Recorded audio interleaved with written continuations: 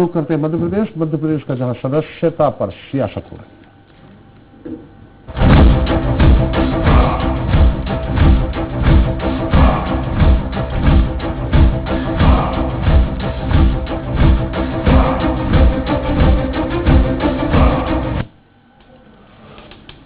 तो मध्य प्रदेश की जिन 27 सीटों पर उपचुनाव होने हैं उनमें से दोनों दल के लिए ग्वालियर चंबल संभाग महत्वपूर्ण है। दरअसल ये दोनों संभाग सरकार की स्थिरता और अस्थिरता को तय करेंगे, क्योंकि यहाँ की सबसे ज्यादा 16 विधानसभा सीटों पर उपचुनाव होने हैं। उपचुनाव के ठीक पहले ग्वालियर में बीजेपी ने 3 दिन के सदस्यता अभियान में 76,000 नए सदस्य बनाने का दावा किया है। हालांकि कांग्रेस ने इसे महज फर्जीवाड़ा बताया है। वहीं विपक्ष ने ग्वालियर चंबल में अपने सदस्यता अभियान की तैयारी भी शुरू कर दी है। खैर, प्रदेश में सदस्यता को लेकर जो सियासत चल रही है उस पर चर्चा शुरू करें, उसके पहले देख लेते हैं एक रिपोर्ट। मध्य प्रदेश की 27 सीटों पर होने वाले उपचुनाव से पहले सदस्यता पर सियासत तेज हो चली है। बीजेपी ने ग्वालियर में शिवराज सिंधिया की मौजूदगी में 3 दिन तक जो सदस्यता अभियान चलाया था और दावा किया कि इसमें 76,000 नए सदस्य बनाए गए। सत्ता पक्ष के इस दावे को कांग्रेस ने बेदम बताया। इतना ही नहीं, विपक्ष ने बीजेपी के इस अभियान के बाद ग्वालियर में अपना भी सदस्यता अभियान शुरू करने की कोशिश की, लेकिन जिला प्रशासन से उसे अनुमति नहीं मिल सकी। लेकिन फिर भी कांग्रेस के कई दिग्गज नेता बुधवार को ग्वालियर पहुंचे और यहां प्रेस कॉन्फ्रेंस करके बीजेपी, खासकर सिंधिया पर खूब बरसे। कांग्रेस के नेताओं ने कहा कि 2018 का विधानसभा चुनाव पार्टी ने सिंधिया के चेहरे पर नहीं बल्कि कमलनाथ के नेतृत्व में लड़ा गया था। विपक्ष के नेताओं ने यह भी कहा कि सिंधिया तो एक छोटे से कार्यकर्ता से लोकसभा चुनाव हार गए थे, जब वह ग्वालियर आए तो वापस जाओ के नारे लगे। इतना ही नहीं, कांग्रेस ने बीजेपी के तमाम आरोपों को खारिज करते हुए कहा कि गद्दारों के लिए जनता के दिल में कोई जगह नहीं है। इसके साथ ही कांग्रेस ने ग्वालियर में बीजेपी के मेगा शो को चूहों का शो बताते हुए कहा कि कुछ लोग सौदा कर बीजेपी में शामिल हुए। दूसरी ओर कांग्रेस के दिग्गज नेताओं के ग्वालियर दौरे को लेकर बीजेपी ने उस पर तंज कसा है।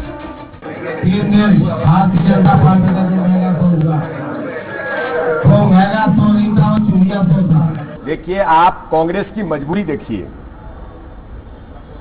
कि कार्यकर्ता तो बचे नहीं, अब नेता भी उनके पास ग्वालियर चंबल डिवीजन में नहीं बचे कि उनको यहां से विशेष विमान से यहां से भेजना पड़ रहा है नेताओं को। आप देखिए, कांग्रेस मंथन करे। इधर कांग्रेस की ओर से पूर्व सीएम दिग्विजय सिंह का भी एक बयान सामने आया, जिसमें उन्होंने कहा कि बीजेपी पूरी तरह से लोकतंत्र को खत्म करना चाहती है। ऐसे में उपचुनाव को लेकर कांग्रेस ने अपना मुद्दा लोकतंत्र को बचाना रखा है। जनमत को समाप्त करना चाह रही है भाजपा, इसलिए इस चुनाव में केवल एक मुद्दा है, लोकतंत्र बचाओ और गद्दारों को भगाओ। बहरहाल चुनावी दंगल में अपना दबदबा बनाए रखने के लिए बीजेपी और कांग्रेस एक दूसरे पर जमकर हल्ला बोल रही है। खैर, ये स्वाभाविक भी है, क्योंकि 27 सीटों पर होने वाले उपचुनाव तय करेंगे कि प्रदेश में किसकी सत्ता रहेगी। खैर, देखते हैं कि दोनों दल जिस रणनीति के तहत आगे बढ़ रहे हैं उसमें कौन किस पर भारी पड़ता है। Bureau report, Swaraj express. तो बीजेपी के सदस्यता अभियान के विरोध में ग्वालियर में कांग्रेस ने प्रेस कॉन्फ्रेंस कर बीजेपी और सरकार पर जमकर निशाना साधा। कांग्रेस के पूर्व मंत्रियों डॉक्टर गोविंद सिंह, पीसी शर्मा समेत कई मंत्रियों ने सदस्यता अभियान को लेकर कहा है कि बीजेपी ने कई लोगों के नाम गलत लिखे हैं। कांग्रेस ने बीजेपी के सदस्यता अभियान को फर्जीवाड़ा बताया। उपचुनाव से पहले कांग्रेस की आक्रामकता के बाद प्रदेश का सियासी पारा तेजी से चल रहा है। सदस्यता पर सियासत को लेकर चर्चा शुरू करते हैं, जिसके हमारे साथ सीटों मौजूद है। बीजेपी वक्ता अजय शर्मा जी हैं। अजय जी, आपका बहुत स्वागत है। कांग्रेस प्रवक्ता मिथुन मेहरवार जी हैं, आपका स्वागत है। हमारे साथ एक बार फिर हमारे वरिष्ठ पत्रकार महेश दीक्षित जी हैं, आपका भी। और साथ ही हम चल रहे हैं ग्वालियर, जहां हमारे ब्यूरो चीफ विनोद जी हमारे साथ हैं। विनोद जी, बड़ा संक्षेप में जानना चाहेंगे टोटल सदस्यता। जिस तरह से कांग्रेस कह रहे हैं कि 76,000 सदस्य बनाए नहीं, गलत नाम इन्होंने दिए हैं, और दूसरी तरफ बीजेपी कह रहे हैं 76,000 कांग्रेसी एक साथ बीजेपी में शामिल हुए। सच्चाई क्या है, और यदि बीजेपी सदस्यता अभियान करती है तो फिर कांग्रेस को अनुमति क्यों नहीं दी गई? थोड़ा संक्षेप में बताइएगा विनोद जी।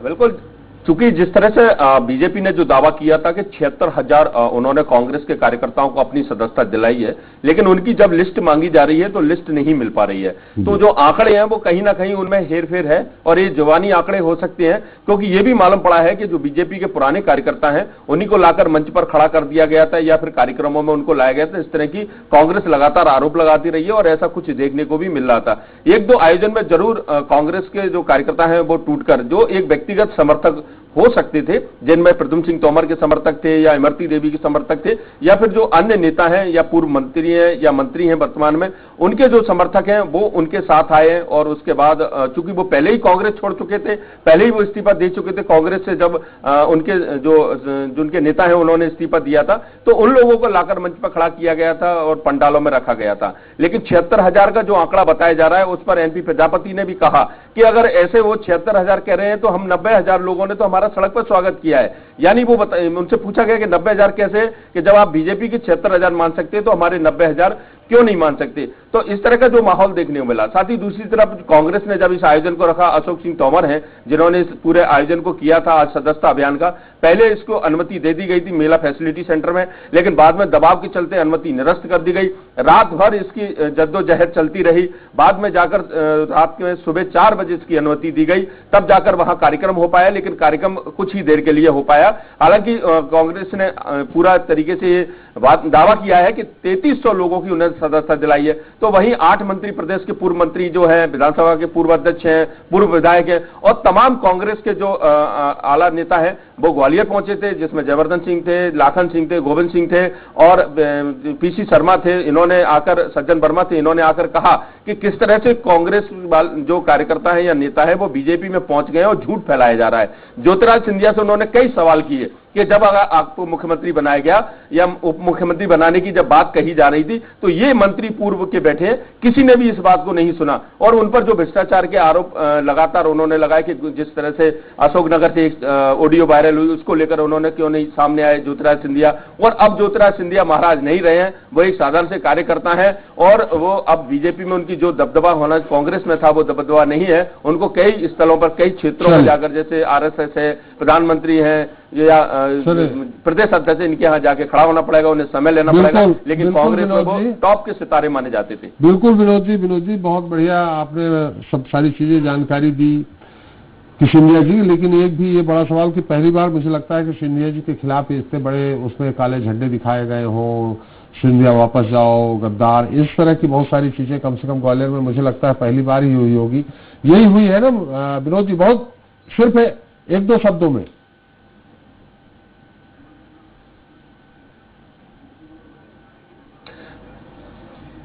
बिल्कुल, ये शायद ग्वालियर के इतिहास में पहली बार ऐसा हुआ है कि जब उन्हीं के गढ़ में, उन्हीं के महल के सामने कांग्रेस कार्यालय स्थित है। और इसमें अजीब नजारा था कि जब कांग्रेस कार्यकर्ता सिंधिया गद्दार हैं, सिंधिया वापस जाओ, सिंधिया बिकाऊ हुए के नारे लगा रहे थे तो उनके हाथ में माधोराव सिंधिया जो कि कैलाशवासी हैं, यानी पिता की फोटो लेकर पुत्र के खिलाफ गद्दारी के नारे लगा रहे थे। ये जो माहौल था ये पहली बार ग्वालियर में देखने मिला।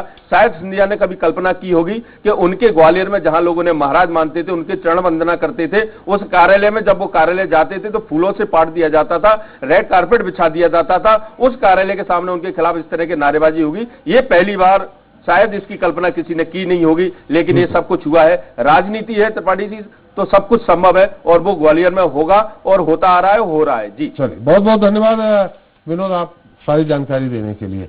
महेश जी, थोड़ा सा आपकी टिप्पणी, फिर पक्ष और विपक्ष की बात होगी।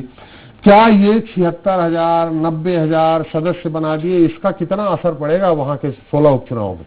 देखिए, सबसे पहले सवाल तो जो जिन लोगों ने सदस्यता ली है उसी पर है। 76,000 कार्यकर्ताओं, कांग्रेस कार्यकर्ताओं का भाजपा में शामिल होने का मतलब है एक बड़ा नागरिक समूह भाजपाई हो गया है और नागरिक को भाजपाई बनाने का मतलब है लोकतंत्र को खत्म करना। हम उसकी आवाज को दबाने की कोशिश कर रहे हैं और ये भी स्पष्ट हुआ है वहां पर कि किसी भी कांग्रेस विचारधारा के व्यक्ति ने, कार्यकर्ता ने भाजपा की सदस्यता नहीं ली है।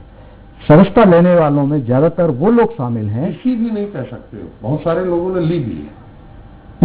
कुछ लोगों ने ली है, लेकिन ज्यादातर वो लोग हैं जिनकी राजनीति, जिनका अस्तित्व पंचायत से लेकर विधानसभा तक सिंधिया की कृपा पर टिका हुआ था और वो ये मान बैठे थे कि सिंधिया जी नहीं तो हमारी राजनीति नहीं, क्योंकि ग्वालियर चंबल संभाग में जब से सिंधिया परिवार का प्रभाव है तब से सरपंच से लेकर एक जनपद सदस्य से लेकर महल से तय होता रहा है।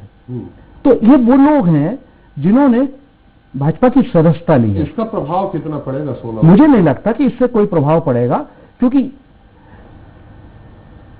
जिस तरह के आवाजें वहां सुनाई दे रही हैं ग्वालियर चंबल संभाग में, मुझे नहीं लगता, क्योंकि भाजपा का पिछला जो परफॉर्मेंस था उसमें 2 सीटों पे तो तीसरे नंबर पर आई थी इन 16 सीटों में से। तो मुझे नहीं लगता कि इससे कोई प्रभाव पड़ेगा और इससे भाजपा को नुकसान नहीं होना है, फायदा नहीं हुआ है माधव सिंधिया का। इसलिए क्योंकि ये जो चुनाव है, भाजपा पहले जो चुनाव हारी थी उन्हीं के खिलाफ अब भाजपा के लोगों को उनके ये काम करना पड़ेगा। करेंगे काम? मुझे नहीं लगता, क्योंकि ज्यादातर विद्रोह पहले दिन से जिस दिन से माधव सिंधिया के साथ लोग समर्थक भाजपा में आए हैं तभी से हर क्षेत्र में भाजपा के लोगों ने, कदावर नेताओं ने इनका विरोध किया है और मुझे लगता है चुनाव के दौरान वो इसका सबूत करेंगे। चलिए अजय जी, आपसे ही सवाल है। आप जब महेश जी अपनी टिप्पणी कर रहे थे तो आप सवाल उठा रहे थे, उठाइए बिल्कुल निश्चित तौर पे। एक पत्रकार अपनी तटस्थ टिप्पणी करता है, मिथुन जी कहेंगे तो उठाएंगे ही। आपसे एक ही सवाल है, आपने सदस्यता अभियान कर लिया, 76 नहीं मैं मानता हूँ 86-90 हजारों लोगों ने सदस्यता ले ली, कांग्रेस को क्यों परमिशन नहीं दी? आपकी सत्ता है इसलिए आपने कर ली, उनको परमिशन नहीं दी। देखिए, सवाल आपका ये कि कांग्रेस को हमने परमिशन क्यों नहीं दी जी, और दी तो उसके बाद कैसा कार्यक्रम हुआ ये भी आपने देखा। क्या कार्यक्रम? जब उनको कार्यक्रम की परमिशन दी, अनुमति दी, उसके बाद ही टाइम फिक्स हो गई। नहीं, अनुमति नहीं दी कांग्रेस। उसके बाद आप पता कीजिएगा, प्रशासन आपका है, उनको अनुमति प्रशासन निष्पक्ष होना चाहिए, प्रशासन किसी का नहीं होता। प्रशासन अब रही बात भारतीय जनता पार्टी के महासदस्यता अभियान की, 76,361 लोगों ने सदस्यता ली। आदरणीय महेश जी ने कहा कि उसमें से किसी भी ऐसे नेता ने नहीं ली जो पहले कांग्रेस का कार्यकर्ता था, तो इस पर मुझे आपत्ति हुई। हम कैसे ये तय कर सकते हैं कि वो किस स्तर का है? भारतीय जनता पार्टी में जो कार्यकर्ता आए वो अपने समर्थकों के साथ आए या व्यक्तिगत रूप में आए या श्रीमती ज्योतिराज सिंधिया जी के साथ आए, भारतीय जनता पार्टी परिवार ने उनका स्वागत किया और उनकी जिलेवार सूची बनाई। ग्वालियर से 18,354 लोगों ने सदस्यता ली है, मुरैना से 24,889 लोगों ने ली है, गुना से 19,563 लोगों ने ली है और भिंड से 13,475 लोगों ने ली है। अब कहीं, मैं फिर कहता हूं, कहीं कोई छोटी मोटी त्रुटि हो सकती है, उसको मैं वो नहीं कह सकता हूं। आज भारतीय जनता पार्टी की हमारे ऊपर उठाने वाले लोग कि हमने फर्जी करी, अरे भाई आप भी करो ना, आपको किसने रोका है? आप लोगों की स्थिति क्या है? आज कांग्रेस वही सवाल मैंने अजय जी आपसे किया है कि आप 76 में मान लेता हूं 90 हजार जिले भाई, आपने बहुत बढ़िया बताया, लेकिन प्रशासन देखिए सरकार के इशारे पे काम करता है। इनको अभी हमारे ब्यूरो चीफ ने बताया कि रात तक परमिशन होनी थी, मेला ग्राउंड में दी जा रही थी, लेकिन अचानक कैंसिल कर दी गई। तो अरे भाई वो 10 ही बनाते, 20 ही बनाते, लेकिन उनको परमिशन तो देनी चाहिए। भाई फिर ले ले, उनको किसने रोका? प्रशासनिक अधिकारियों के बजाय कलेक्टर के पास जाए, ले ले अनुमति। मैं तो सिर्फ इतना कहना चाहता हूं, खेमों और गुटों में फंसी कांग्रेस। रही बात, स्थिति ये है कि वहां सिर्फ फुटबॉल है दिल्ली में, वहां ही अपनों को, इनकी पार्टी में जनाधार वाला नेता बचा नहीं, जो बचे हैं उनका जनाधार है नहीं। और रही बात, जो काम करने चाहते हैं इनकी पार्टी में, उनका सम्मान है नहीं। जो पार्टी की तरफ एक राय भी दे दे तो उन्हें गद्दार की श्रेणी में ला दे। अरे भाई, वही कांग्रेस पार्टी के नेता, वही कांग्रेस पार्टी के कार्यकर्ता 6 माह पहले ज्योतिराज सिंधिया जी के गुणगान गाते हुए थकते नहीं थे, आज वो इस देश के गद्दार हो गए, आज वो इनकी आंखों की किरकिरी हो रहे। मुझे इससे कोई लेना देना नहीं, वो इनका मत है, वो इनका सोचना है, वो इन्हें मुबारक। परंतु मेरा ये कहना है, तो आरोप तो लगाई नहीं, मेरा ये कहना है, ये भारतीय जनता पार्टी का वो संगठन है जिसको पंडित दीनदयाल जी ने, डॉक्टर श्यामा प्रसाद मुखर्जी जी ने, कुशाभाऊ ठाकरे जी ने और श्रीमती विजयाराजे सिंधिया जी ने पोसा है, बनाया है और सींचा है। ये विचारधारा वाली पार्टी है, हम एक आइडियोलॉजी के लिए काम करते हैं, हम ऐसा नहीं कि हेलीकॉप्टर से उतरे और पैराशूट से उतरे और जनता के बीच में खड़े हो गए। चले नुथु जी, अगर इन्होंने 76 बनाया, 1 लाख बनाया या 10 बनाए, इससे आपको क्या? आप उन पे क्यों आरोप लगा रहे हैं? आप खुद बनाइए ना कि हमारे इतने बन गए, अगर इससे माहौल बनना है। उन्होंने इतने बनाए, इस पे आपको कोई कमेंट्स करने की आवश्यकता ही नहीं है। आप तो 16 उपचुनाव जो होने उसमें कंसंट्रेट करिए, उस पर ध्यान दीजिए और आप वहां जाके बनाइए जहां बने। देखिए तो पार्टी जी, बिल्कुल सही प्रश्न आपने किया और मैं यहाँ बताना चाहूंगा कि भारतीय जनता पार्टी के सदस्य बनाने के हम खिलाफ नहीं है। भारतीय जनता पार्टी द्वारा झूठ बोले जाने के हम खिलाफ है। आपने पहला प्रश्न अजय शर्मा जी से किया था कि कांग्रेस पार्टी को क्यों नहीं अनुमति दी गई। अरे कांग्रेस पार्टी की क्या हैसियत है साहब? इन्होंने तो हिंदुओं की पैरोकार पार्टी, इन्होंने गणेश जी के पंडालों को अनुमति नहीं दी। कांग्रेस पार्टी को कहां से अनुमति देते चले? बात दरअसल ये है त्रिपाठी जी, कल भी हमने चैलेंज किया था कि उस लिस्ट को आप सामने रख दीजिए। अगर उस लिस्ट को सामने रख दिया तो उस लिस्ट में जयभान पवैया और प्रभात झा जी के भी नाम आ जाएंगे कि दोबारा इनने पार्टी ज्वाइन कर ली, जैसा कि पिछले महीने हमने देखा था।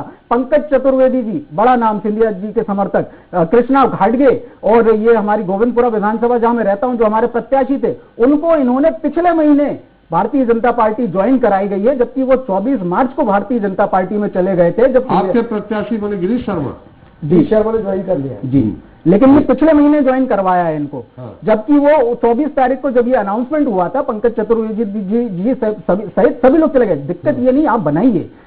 जब ऑक्सफोर्ड वैक्सीन बना रहा है कोरोना का, जब जो है रशिया वैक्सीन बना रहा है कोरोना का, उस समय भारतीय जनता पार्टी का संगठन सदस्य बना रहा है। आपत्ति इस बात को लेकर के, और भी गंभीर बात यह है कि हमारे प्रदेश के स्वास्थ्य मंत्री जी वहां के जिस क्षेत्र से आते हैं, वहां के जनपद अध्यक्ष के कोरोना ग्रसित होने के बाद भी उसके साथ घूमते रहे, वो स्वयं आज कोरोना ग्रसित हो गए। प्रदेश का हमारा स्वास्थ्य मंत्री कोरोना ग्रसित है और भारतीय जनता पार्टी सदस्य बनाने में लगी हुई है, और उसमें भी झूठ कि हमने इन लोगों को ज्वाइन करवा दिया। बात तो मारा, आपको तो अनुमति नहीं मिली। हमने, देखिए हमको अनुमति नहीं। सोशल डिस्टेंसिंग प्रेस कॉन्फ्रेंस भी दिख रही है कितनी है, आपकी अगर आप उन पे आरोप लगा रहे हैं। मैं इस बात को स्वीकार करता हूं, फिजिकल डिस्टेंसिंग, सोशल डिस्टेंसिंग का ध्यान रखना चाहिए। इसको लेकर के भारतीय जनता पार्टी की तरफ से जो कार्रवाई की जा सकती है वो करें, लेकिन मुख्यमंत्री चौहान जी पर भी कार्रवाई करें, इनके मंत्रियों पर भी कार्रवाई करें जो बिना मास्क के घूमते हैं और शपथ ग्रहण जैसे इंपॉर्टेंट समारोह में अपने मास्क निकाल करके सोशल डिस्टेंसिंग की धज्जियां उड़ाते हैं, उनके ऊपर भी बराबरी से कार्रवाई करनी चाहिए। मेरा एक निवेदन यह है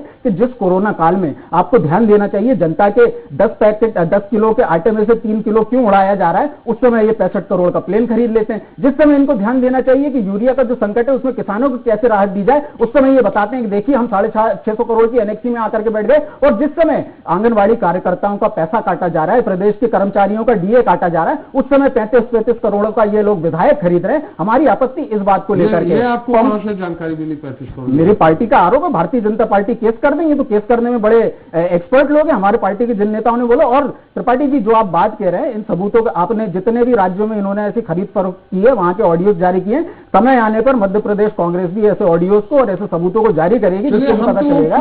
मैं बिल्कुल उपचुनाव पर ही आ रहा हूं, मैं बिल्कुल उपचुनाव पर ही आ रहा हूं। उपचुनाव में मेरा कहना यह है कि 1 सेकंड के लिए यदि मान भी लिया जाए, बात दरअसल ये है कि 7500 के करीब कार्यकर्ताओं ने 3 दिन पहले सिंधिया गद्दार वापस जाओ के नारे लगाए थे, उसलिए इन लोगों ने 1 0 बढ़ा करके एक आंकड़ा दिया कि देखिए इतने सारे लोग आ गए। जिन सिंधिया को 1,25,549 वोटों से वहां की जनता ने हराया, उसमें ये 76,000 लोगों की कथित संख्या बता करके बहुत बड़ा तीर मारना इसको कह रहे हैं। राष्ट्रीय स्तर पे भी इन्होंने यही झूठ बोला था। अभी इनका आंकड़ा आया है कि 19 करोड़ हमारे सदस्य हो गए। जब पूछा गया कि आपकी पार्टी ने अनिवार्य किया था कि आपके पार्टी के हर सदस्य को 100 रुपए पीएम केयर फंड में देना है, तो इस हिसाब से तो 1900 करोड़ रुपए आ जाने चाहिए थे। इनकी तरफ से कोई जवाब नहीं आया कि भैया वो पैसे गए या नहीं गए। तो ये झूठ बोलने की इनकी पुरानी आदत है। हमारा केवल निवेदन ये है कि कोरोना काल में आपको जनता को राहत देने की तरफ काम करना चाहिए। ये सदस्य बना करके आप क्या कर लेंगे? आप तो कह रहे हैं कि आप तो जीत ही रहे हैं, आपने तो फॉर ग्रांटेड ले लिया है ना कि आप लोग जीत रहे हैं। इसलिए ये सब छोड़िए, जनता को घरों से निकलने पर मजबूर मत कीजिए।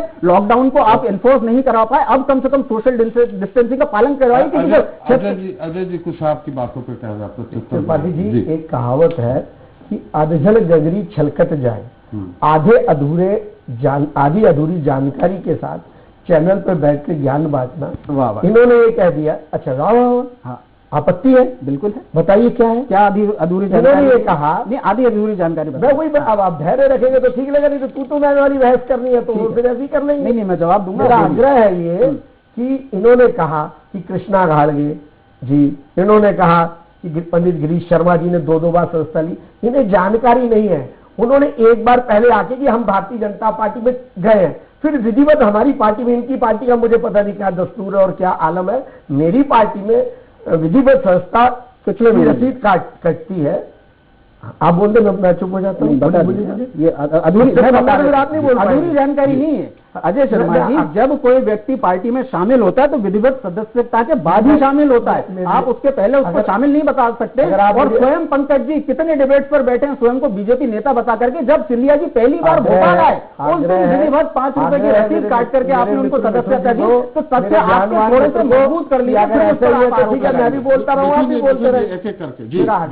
उन्होंने कहा कि हम भारतीय जनता, चूंकि वो श्रीमती ज्योतिरादित्य सिंधिया जी के समर्थक थे तो विधिवत तो वैसे आ ही गए थे, परंतु पार्टी के नीति अनुसार उनकी पार्टी की सदस्यता की रसीद काटी जाती है। वो भारतीय जनता पार्टी के पंडित दीनदयाल उपाध्याय कार्यालय में आके उन्होंने रसीद काटी, तो वो दूसरी बार भी खबर छप गई, तो इसको इन्होंने कह दिया कि वो 2-2 बार सदस्यता ले रहे। अरे अच्छा भाई, हमारे वो कार्यकर्ता 2 बार ले या 4 बार ले, आपके पेट में दर्द क्यों? आप अपना घर संभाले, जहाँ चला चली का मेला है और कांग्रेस बची नहीं, अब तो मेला है।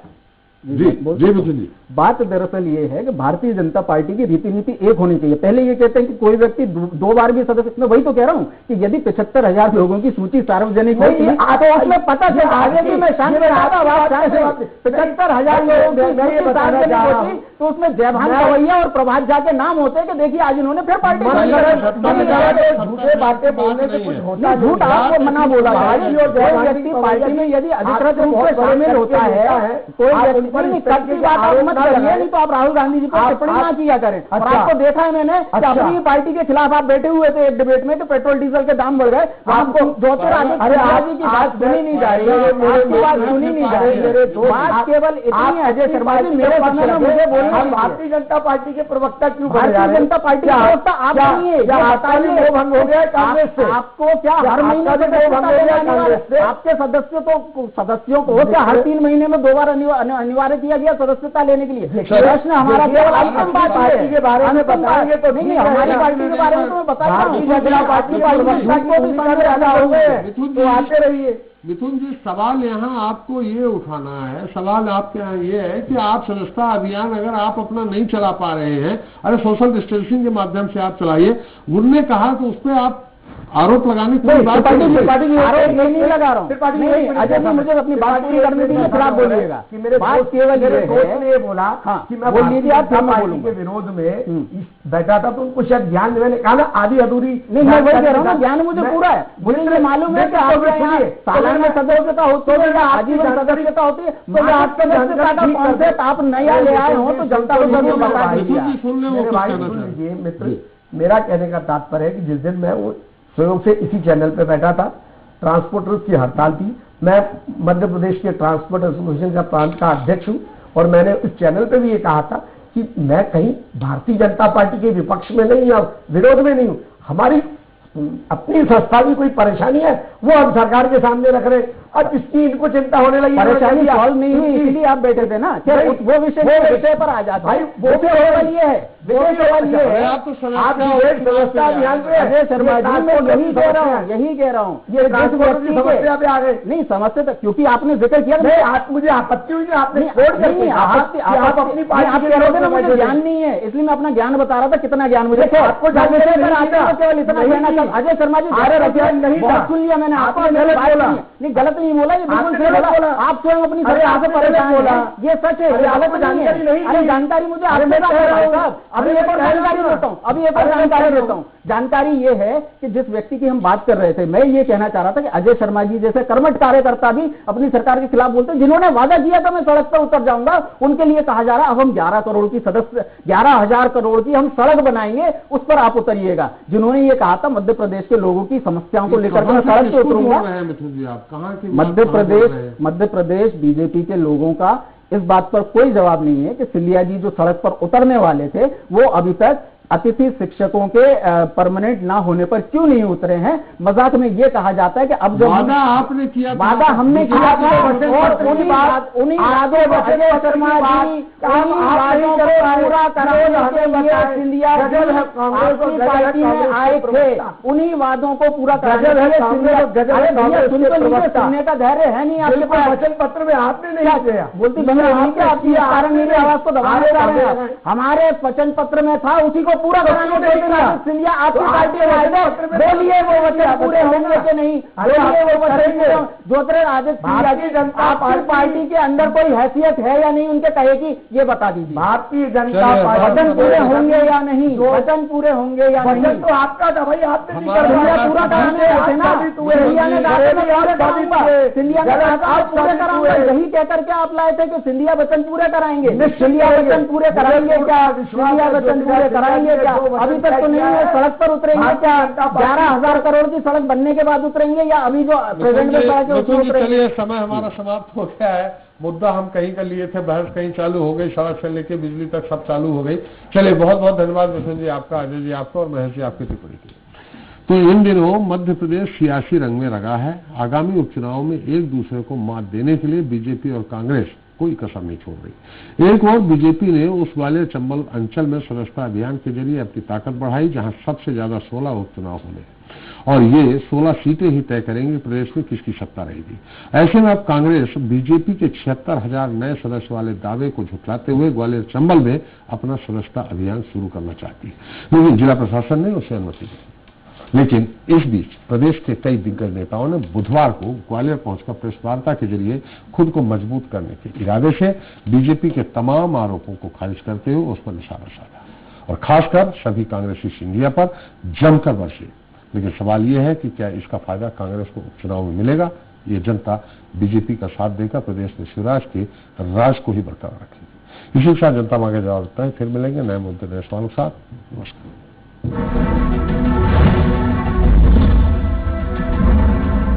आप देख रहे थे नंबर 1 प्रोग्राम जनता मांगे जवाब।